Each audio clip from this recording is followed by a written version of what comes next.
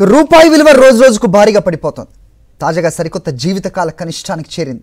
అయినా టెన్షన్ లేదంటోంది కేంద్ర ఆర్థిక శాఖ. ఇన్ఫ్లేషన్ అంటే ద్రవ్యోల్బణం, ఎగుమతులపై దీని ప్రభావం ఉండదన్నారు కేంద్ర ప్రభుత్వ ముఖ్య ఆర్థిక సలహాదారు అనంత నాగేశ్వరన్. అసలు రూపాయి పతనానికి కారణాలేంటి?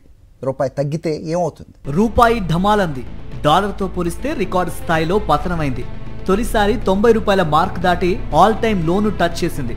గత సెషన్ ముగింపులో 89.96 వద్ద ఉన్న రూపాయి నేటి ట్రేడింగ్ ప్రారంభం నుంచే బలహీన ధోరణి ప్రదర్శించింది. ఒక దశలో 90.14 వద్ద జీవితకాల కనిష్టాన్ని తాకింది.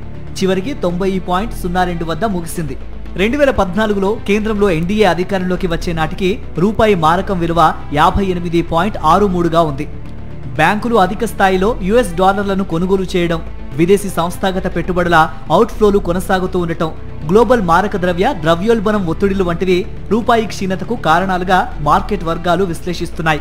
భారత్ అమెరికా వాణిజ్య చర్చలపై నెలకొన్న అనిశ్చితి కూడా విదేశీ మారక ద్రవ్య ప్రవాహాలపై ప్రభావం చూపుతుందని విశ్లేషకులు చెబుతున్నారు. ముఖ్యంగా విదేశీ సంస్థాగత పెట్టుబడిదారులు లాభాల స్వీకరణకు మొగ్గు చూపడం రూపాయి బలపడే అవకాశాలను తగ్గించిందని నిపుణులు అభిప్రాయపడుతున్నారు. డాలర్ ప్రపంచవ్యాప్తంగా బలపడుతున్న దృష్ట్యా రూపాయి వంటి అభివృద్ధి చెందుతున్న దేశాల కరెన్సీలు ఒత్తిడిని ఎదుర్కొంటున్నాయి. రూపాయి విలువ తగ్గడం వల్ల దిగుమతులు ఖరీదవుతాయి.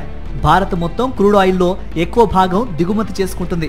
ఆయిల్ ధర పెరగడంతో రవాణా, తయారీ, వ్యవసాయ ఖర్చులు కూడా పెరుగుతాయి. దిగుమతులు ఖరీదవడం వల్ల ఆ ఖర్చులు వినియోగదారులపై పడతాయి.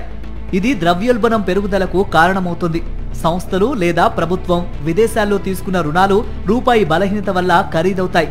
వడ్డీ చెల్లింపులు పెరిగి ఆర్థిక భారంగా మారుతాయి. రూపాయి పడిపోతే కొందరు విదేశీ ఇన్వెస్టర్లు పెట్టుబడులు ఉపసంహరించుకునే అవకాశం ఉంది. స్టాక్ మార్కెట్లు కూడా కొంత ఒడిదుడుకులకు గురవుతాయి.